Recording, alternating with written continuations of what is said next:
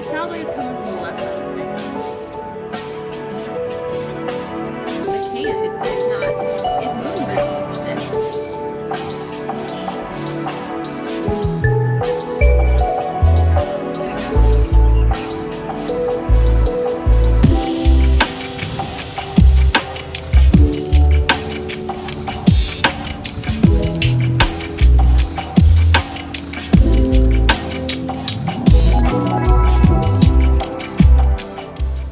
Welcome to Madison's Life Library.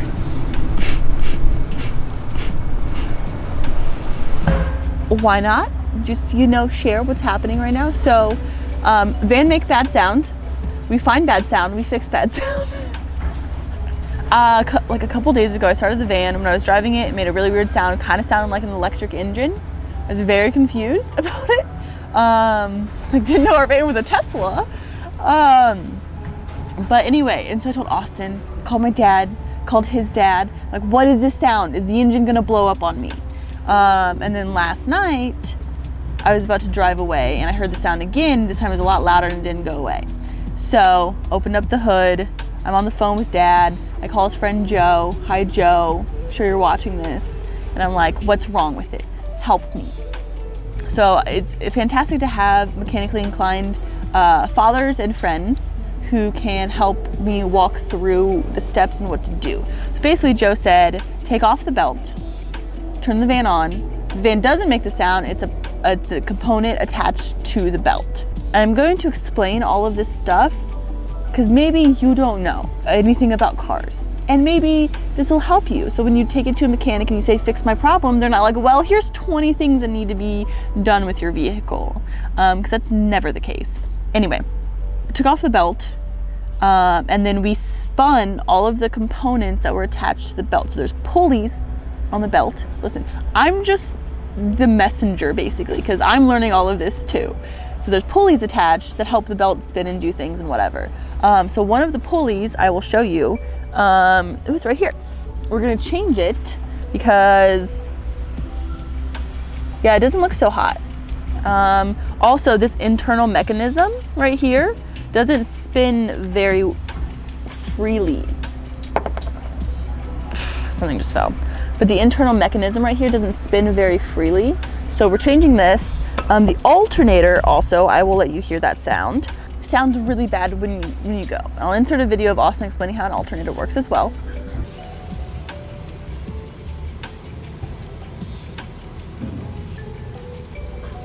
So there's metal, copper, which is why it's so expensive. That's why there's a core charge. It's like a $40 core charge. The alternator is like $125, and you take this in, you get $40 of that back. Okay. It's not exact numbers, but so there's metal on the outside, and then there's metal that is attached to this. And when you spin this fast enough, the metal spinning charges. It creates a charge. So it's not quite free energy, but when your engine is on, the drive shaft at the bottom is turning the whole belt system. This spins just off of that energy, which is made by the combusting of gas in the engine. Okay, so this then spins so fast that it creates a charge. If you would touch both of these, I could probably shock you right now, but it spins so fast that it creates a charge, which continuously charges your battery. Cool. Good to know. Fix it. Oh. Thank you for helping. For helping? We're both helping. We're doing this together. Funny. You are funny, child. So we're going to be changing the pulley, the alternator. We also need to change the air filter, which is how you get to it from the inside of the van. Really funky. We're going to change our front brakes while we're at it. So we're doing a lot of things with the van today. Luckily enough, we're in a stationary location to where we can get all of that done in a nice way instead of having to do it at an AutoZone or an O'Reilly's in their parking lot, which we'd be able to do. It just wouldn't be fun. So Austin's about to head to the store to go get all the goodies on the motorcycle, and then come back, and then we're going to fix up and finish up and put together everything. So the van's gonna get some good old loving today. One of the reasons we decided to get, well, I decided to get an older vehicle, because it was a me thing at first, but was because we could do everything ourselves. We didn't have to take it somewhere to get it done. It's simple, it's parts and putting parts in instead of codes. You know how newer vehicles, they have codes that you have to clear because it's a lot of like electronic things, not just like parts that move and do things. So anyway, that's the good part about having a vehicle where we can do this. So Austin, how was your time at the store? Well, it could have been better. Never trust the internet. What did the internet say? The internet said one store had all of the parts I needed. I got there and that store had one of the parts I needed out of like 5.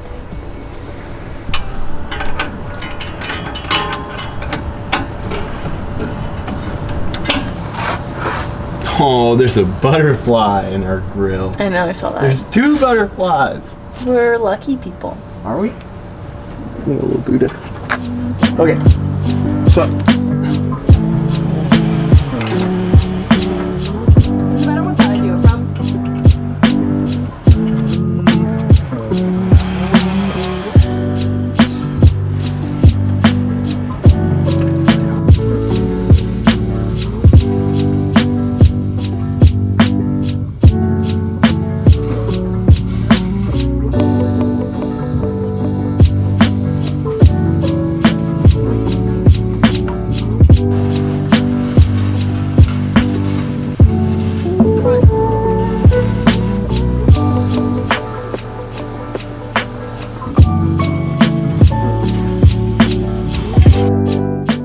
At what point do we know if it's not working?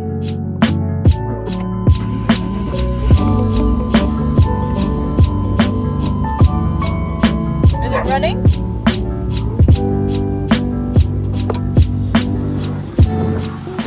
Is everything running? Shiny, nice. POV, you're my engine.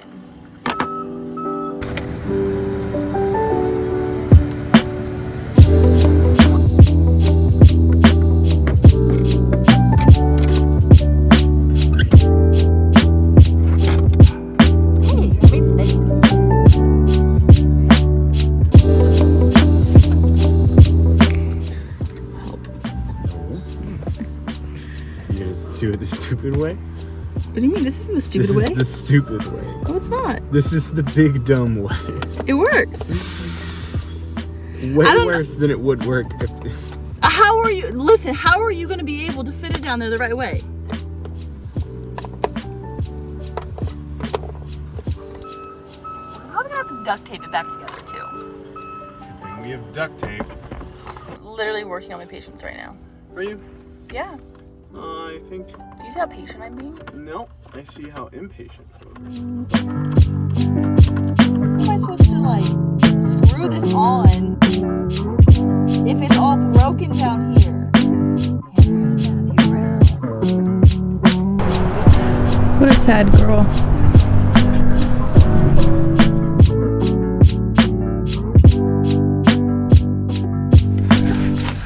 Wow, if we keep going like this, we'll just have a whole brand new engine.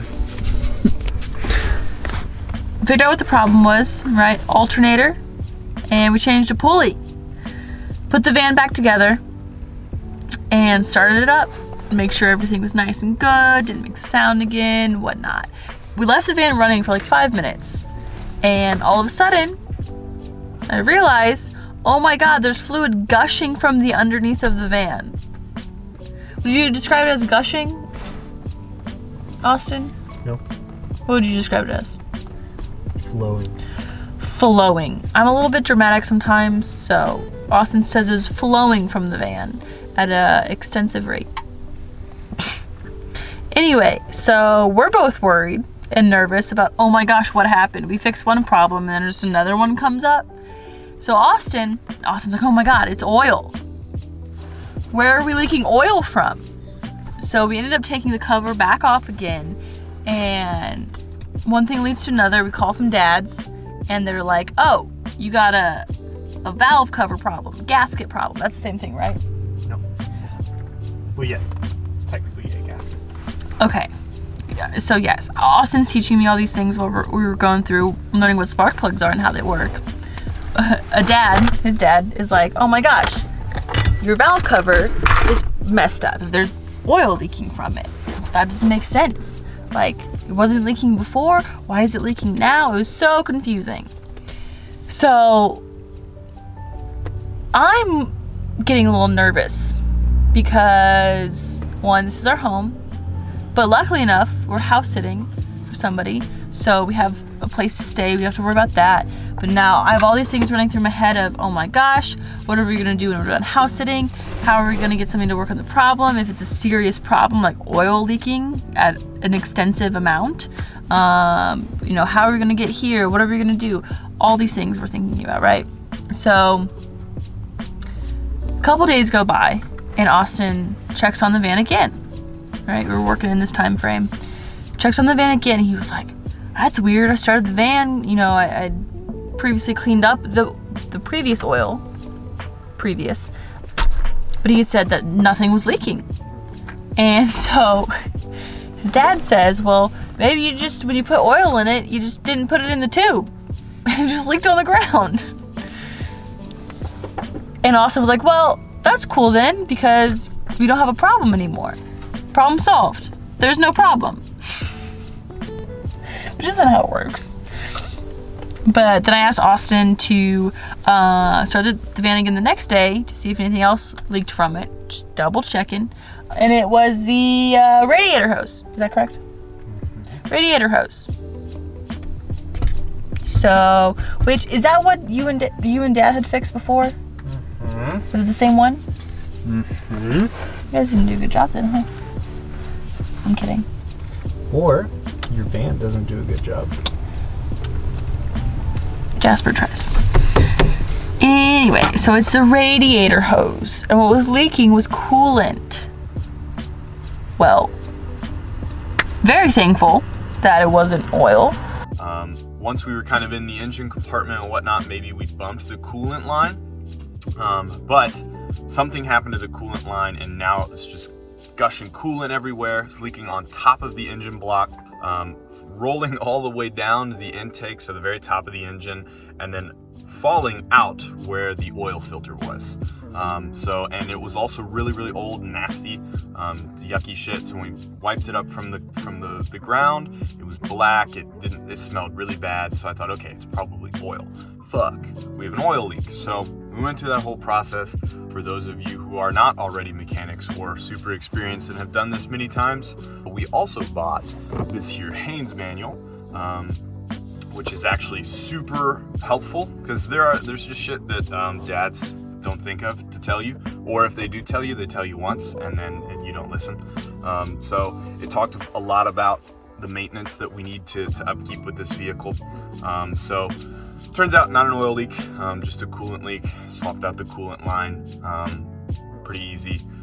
But while I'm in the engine compartment on the inside of the van, wanted to change all of the spark plugs, all of the spark plug wires, as well as the cap and the rotor. Do not rush to get the spark plugs out. Sometimes it's, especially if they're really, really old, sometimes it's better to tighten them a little bit first and kind of get it loosened up and then loosen it. That just kind of like busts off any rust or whatever is sticking. So that worked really well. Also, lesson learned, you are supposed to change these relatively frequently. So the Japan manual recommends every 30,000 miles or every 3 years. I don't know when the last time these were changed. Maddie and I haven't done it. So when we changed them, they were super nasty, really old. So this is the cap. So this right here is what connects to your coil. The coil and this were both like very, very icky. I want to say like corroded, but I know it's not technically corrosion. Didn't replace the coil, but I cleaned it up a lot. And then every single one of our spark plugs looks like this, super nasty. Some of them even have like black kind of oily substance on the threads. Obviously you don't want that. This goes inside the cap and it spins, and that is what sparks each of the spark plugs. So you see it's all black, and it was actually stuck on really hard. It just sits on top. It's not held by anything, but I had to deadlift it to get it off, so that was fun. He's doing the spark plugs now, and I'm learning what spark plugs are. I was on the phone with my mom this morning, my dad. Dad's like, is he getting it gapped?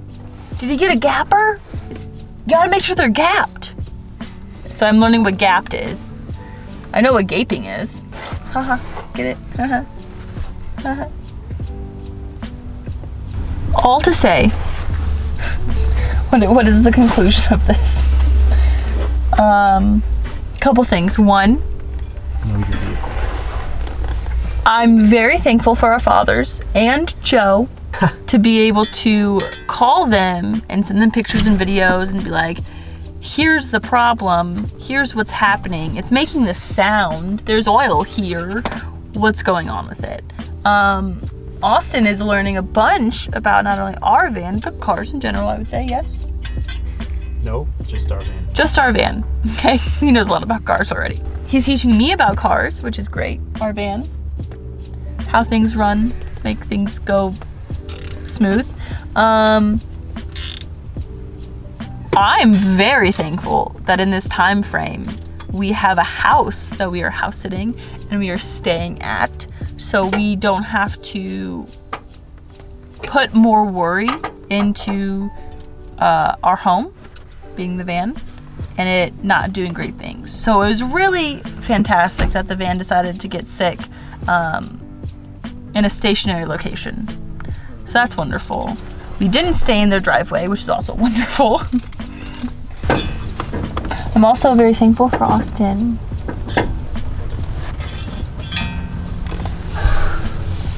Did you break it? Or that's it? No, it's really nasty though. But it's supposed to look like. Big difference. Lots of rust. That's cool. I broke one of these earlier. You're just so strong. No, these are really easy to break. I thought this was the spark plugs. No. What are those? Are the spark plug wires that lead to the spark plugs. You told me those were spark plugs. No, I said spark plug wires. You probably just heard spark plugs. Or you just said, what are those? And I said, those. No, because you were explaining that these are spark plugs and they fire like this. Spark plug wires. Okay. This is inside. This specific piece is inside the piston compartment. When the piston top. Okay. When the piston comes down from the top, it fills up with gas. And then once it reaches the bottom, the spark plug ignites all of the, fills up with gas, and as it's coming back to the top, it pressurizes all of it, and then the spark plug ignites it, and it goes boom, back down. And then, yeah, so this What does the wire do? has to be inside. The wire connects this part. Electricity. No, the wire connects to this, which connects to the cap, which is what this is, and the rotator inside the cap, which is spinning, and it is sending each one of these an electrical charge, which is what is allowing it to spark here and then ignite the gas. Hope you enjoyed watching this. You know, as Mom would say, which she literally said today, how did she put it exactly? You can't cry until you get the shit over with, is how she put it. When you have stuff that you have to get done and you gotta work on and you gotta do to survive and to let life go on, you gotta do it. And this is one of those things. I hope you learned something new about some vehicles if you didn't already. Maybe if you have a problem now, you can fix it yourself. Or just call our dads. Call our dad. Just call our dads if you have any problems. Put the phone number on the screen. Call Aaron. I'll just put Joe's number on there. Call Joe. Oh yeah. Hello. Toll free. Okay, bye.